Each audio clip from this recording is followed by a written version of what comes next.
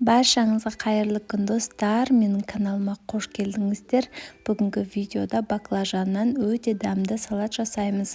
Бұл салатты енді барлығыңыз білесіздер, бірақ мен осы рецептте сіздерге өте дәмді қылып жасаудың құпиясын айтамын. Міндетті түрде видеоны соңына дейін қараңыздар. Ең алдымен бізге 2 дана баклажан қажет. Жуып тазалап, керек емес жерлерін кесіп алып тастаймыз. Бізде 2 баклажаннан 2 тарелкаға салат шығады. Енді сіздер көп жасайтын болсаңыздар, одан да көбірек алсаңыздар болады.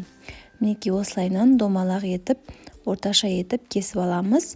Және де салқын суымызға баклажандарымызды салып, үстінен шамалы тұз сеуіп, тұз суда 15-20 минуттай ұстаймыз.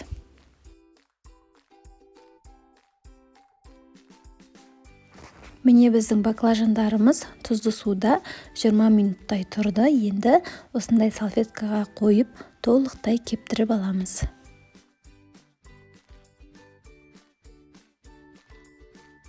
Мінекей барлығын осылайынан кептіріп аламыз. Енді бір ыдысқа 100-200 граммдай ұнымызды саламыз. Екінші ыдысымызға 2 дана жұмыртқамызды жарып салып, шанышқының көмегімен жақсылап араластырамыз. Мінекей осылайынан жұмыртқамыз бен ұнымызды дайындап алдық. Енді кептірілген баклажандарымызды ең алдымен видеода көріп тұрғандарыңыздай ұнға аунатамыз екі жағын. Одан кейін барып жұмыртқамызға аунатып аламыз. Осындай қысқыштың көмегімен жұмыс жасаймыз. Қолымыз былғанып қалмас үшін. Енді бұл продуктілер барлық үйде бар деп ойлаймын. Жұмыртқа және де ұн. Бізде көбіне негізі тек қана жұмыртқаға ғана аунатып пісіреді баклажанды. Егер сіздер ұнға аунатып пісіретін болсаңыздар, енді біздің салатымыздың дәмі де әдемі болады, және де өзінің түрін де әдемі етіп көрсетіп тұрады. Мінекей барлығын жасап алдық. Енді табамызға майымызды құйып, астын қыздырамыз. Одан кейін барып, осындай тарелкаға салфеткамен дайындап аламыз. Біздің баклажандарымызды қуырылып болғаннан кейін осы салфеткаға қоямыз. Мінекей барлығын видеода көріп тұрғандарыңыздай салып қуырып аламыз. Осылайынан сарғыш түске енген кезде екінші жағына қарай аударамыз. Құрметті достар, видео ұнаса лайк басып пікір қалдырыңыздар. Мен сіздердің жазған пікірлеріңізді міндетті түрде оқимын.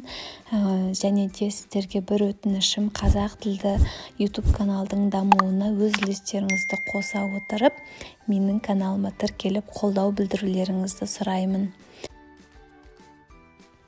Міне біздің баклажандарымыз дәл осылайынан өте әдемі сап-сары болып қуырылып шығады. Енді бізге 3 дана қызанақ және де 2 дана чеснок қажет болады. Қызанақтарымызды жуып тазалап алып, видеодағыдай домалақ етіп кесіп аламыз.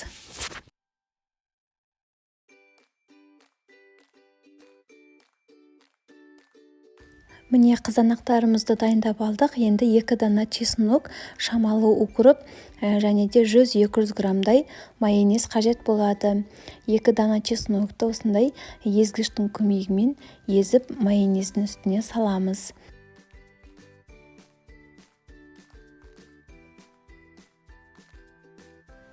Енді укроптарымызды видеода көріп тұрғандарыңыздай өте майдалап турап аламыз.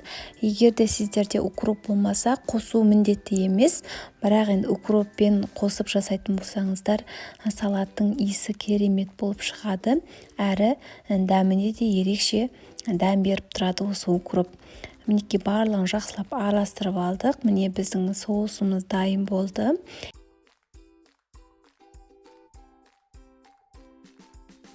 Енді біз салатымызды жинаймыз.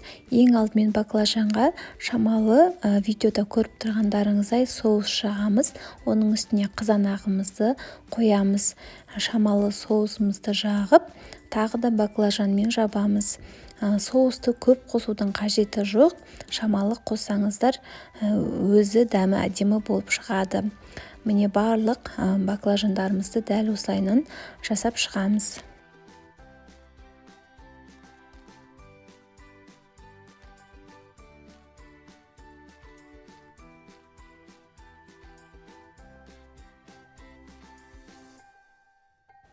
Міне достар, біз барлық баклажандарымызды жинап шықтық. Менде осындай 2 тарелкаға шықты. Енді бетін әсемдейміз. Ол үшін осындай бальзам уксусы қажет. Бұл кез келген кондитерлік дүкендерде сатылады. Және де осындай кондитерский мешок қажет. Ішіне шамалы бальзам уксусын құямыз. Шамалы ғана құйсаңыздар жеткілікті. Енді ұшын видеода көріп тұрғандарыңыздай өте жіңішке етіп қайшымен кесіп аламыз. Кәдімгі салафанды қолдансаңыздар да болады. Енді видеода көріп тұрғандарыңыздай бетін әсемдеп шығамыз. Достар, енді сіздер осындай салафанға құймай бір дегеннен ыдысымен құя берсеңіздер болады. Бірақ енді осындай салафанмен әсемдейтін болсаңыздар, міне қараңыздар, узорлары да өте әдемі, өте керемет болып шықты. Енді бетіне өз қалауыңыз бойынша укроппен немесе кәдімгі салатный листьямен әсемдеп дастарханға ұсынсаңыздар болады. Міне қарасаңыздар, енді ерекше болып шықты, дәмі де өте керемет болып шықты. Құрметті достар, видео ұнаса, менің каналыма тіркелуді ұмытпаңыздар. Сіздермен болған Әйгерім. Келесі видеода кездескенше.